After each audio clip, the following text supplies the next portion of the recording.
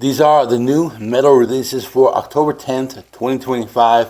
I have 8 albums to talk about. A lot of these are going to be a mix of different genres. There's really only one band that I really knew and a solo album by a guitarist who I know, but the other bands are new to me, so let's talk about it. First one is Sanguisugabogg with Hideous Aftermath. This is a death metal band from Columbus, Ohio. I've been following them since their debut album. I know they had a lot of buzz when it first came out, and I did reviews of the first 2 albums. This is their 3rd album. It's basically brutal death metal. I've heard other channels call them caveman death metal, but I like this band. They have an old school death metal sound. Lyrics are very graphic and gory. I almost recommend not reading them, but let me talk about some of the songs.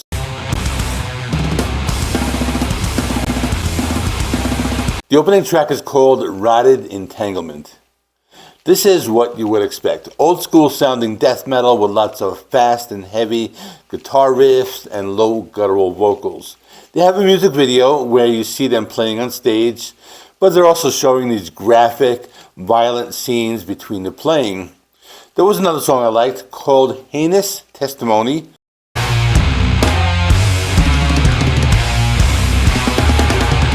I like it because they slowed down the pace. It had more of an atmospheric sound, so it was a nice change of pace. But the song also had some faster rhythms and deep death metal style vocals.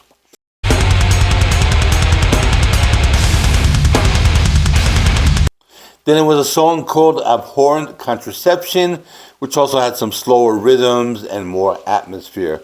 The music video shows this 1950s housewife who would find her husband cheating. Then the video gets very dark.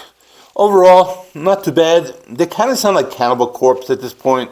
For me, it's 8 out of 10. Let me know what you think about this album. Next band is called Frayle. The album is called Heretics and Lullabies. They are a doom metal band from Cleveland, Ohio, and actually the second band from Cleveland. They've been around since 2017. This is their 3rd full-length album. The way I describe them, they are a female-fronted doom metal band. The singer has a soft and melodic singing style. I guess a good comparison would be the band Messa from Italy. The album has 10 tracks. It's 43 minutes long. Opening track is called Walking Wounded. I thought it was a very atmospheric track, but I also thought it has these big guitar riffs played with the down-tuned guitars. So you have this heaviness factor that contrasts with the softer vocals. There's also a cover of Lana Del Rey. It's a song called Summertime Sadness.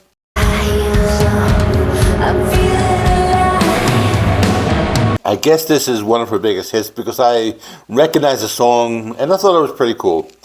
I think the song works very well as a metal song. There is another song called Boo.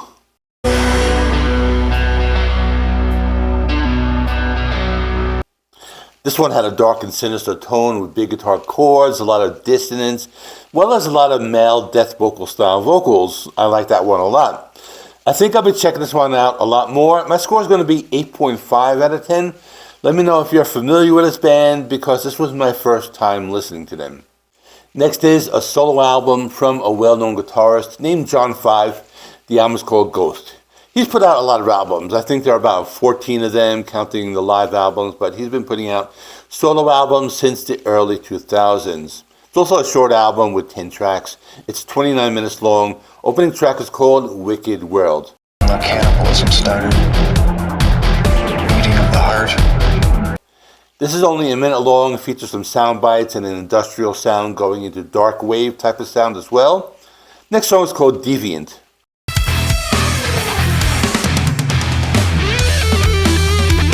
This one sounds more like electronic industrial music. It features lots of virtuoso style guitar playing with a neoclassical sound. There's a black and white music video showing him playing. The album also has some variety on it. For example, there's a track called Moonglow.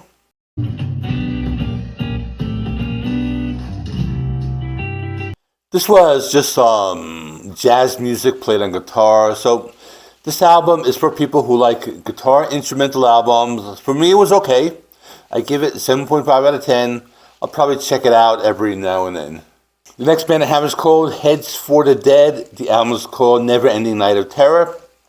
I've never heard of this song before, but the album cover caught my attention. I think that's why I decided to listen to it. They are a death metal band that's fairly new on the scene.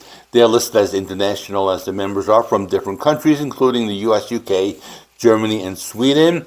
This is their fourth full-length album. The album has 10 tracks. It's about 41 minutes long. The opening track is called The Vastness of Time.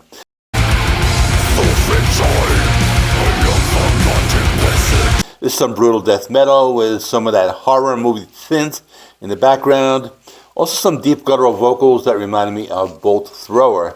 You can also understand the vocalist is saying. Then there's a track of Death Mask,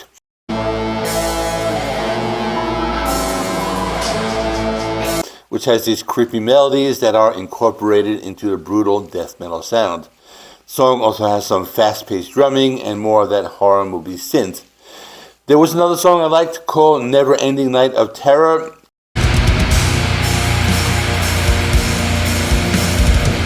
This was cool because the first part sounded like a horror movie from the 70s or 80s and had that very specific type of music. But then after a while it brought in the guitars and drums. It was more of a slow and atmospheric death metal track. Overall, I thought it was pretty cool. One of those bands that mixes horror movie elements with death metal, so that makes them stand out with all of these other death metal bands out there. I thought it was good. My score will be an 8 out of 10. Let me know if you are a fan or have listened to them before. The next band is called Dead Heat, and the album is called Process of Elimination. They are an American crossover thrash band from Oxnard, California. They formed in 2016. This is their third full-length album. The album has 11 tracks. It's 34 minutes long. I thought the band sounded more like modern thrash metal, maybe similar to the band Power Trip. The opening track is called Perpetual Punishment.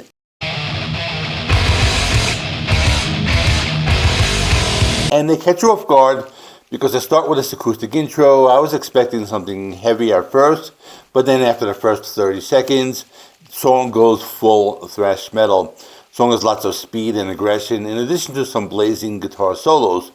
There was another track I liked that was more towards the middle of the album. The name of the song is called Enemy.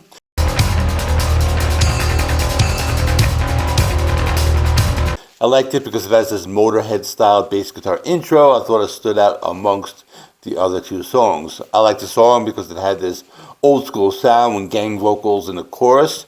I also liked the song Solace Denied.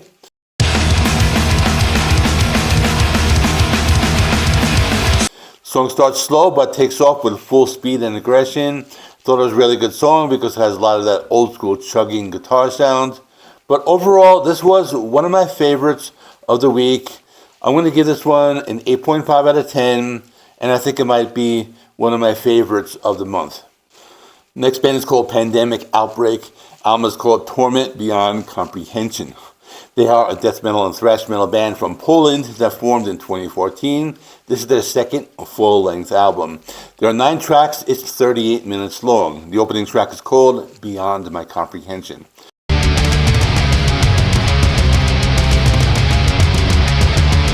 This is a song that sounds like what you would expect. It's a mix of death metal and thrash metal, maybe leaning towards death metal. I hear a lot of influence from the actual band Death, as there are a lot of complex riffs that maybe go a little into a progressive direction. Vocals are more in the death metal style. There's another track I like called Tales of the Slaughter.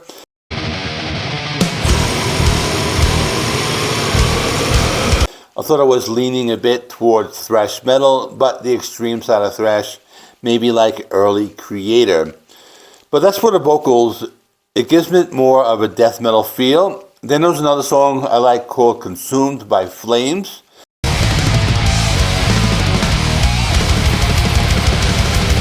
Song has lots of those complex and technical guitar riffs, lots of blast beats, and more of a death metal track. Overall, this is a solid album. I think if you're a fan of bands from Poland, it has that particular sound that comes from that country or that area, if you know what I mean. Otherwise, it's a solid.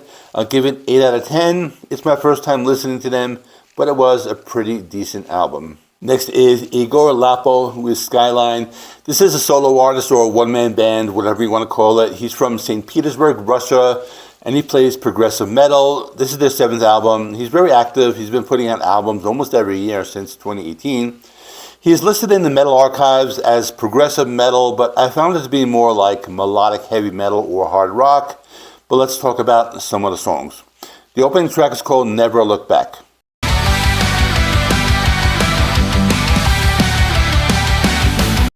It kind of reminds me of that arena rock from the 80s.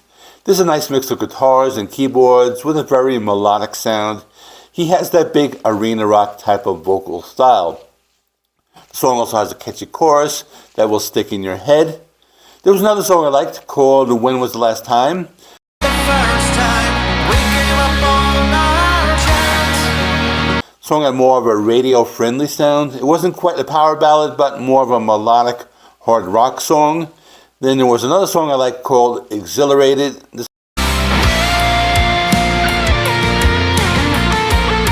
one actually sounded more like the progressive metal label that they were given. A lot of it had lead guitars and different changes throughout the song, so I thought it was pretty cool. There was also a nice mix of bass guitar and keyboards, then it also gave it that progressive rock type of sound. This one is not too bad. I would give it 7.5 out of 10. I need to listen to it some more, so that score could go up. But it was something different than the rest of the albums that I was reviewing today. I have one more album to talk about. The artist is Nils Patrik Johansson. The album is called War and Peace. This is another solo artist from Sweden.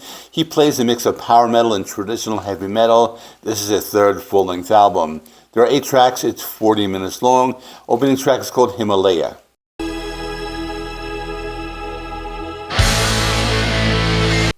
It starts with these angelic chants, so it gives it a very epic feel, but then the guitars come in, the song sounds a little darker and heavier. There's some pretty cool guitar leads.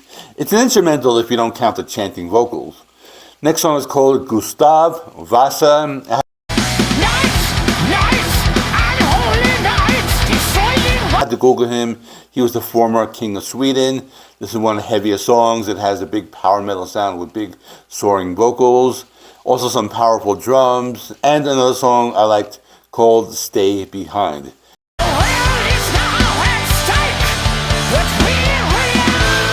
This was a power metal ballad. There was some neoclassical lead guitar work and a big and powerful chorus. Overall, it's pretty cool.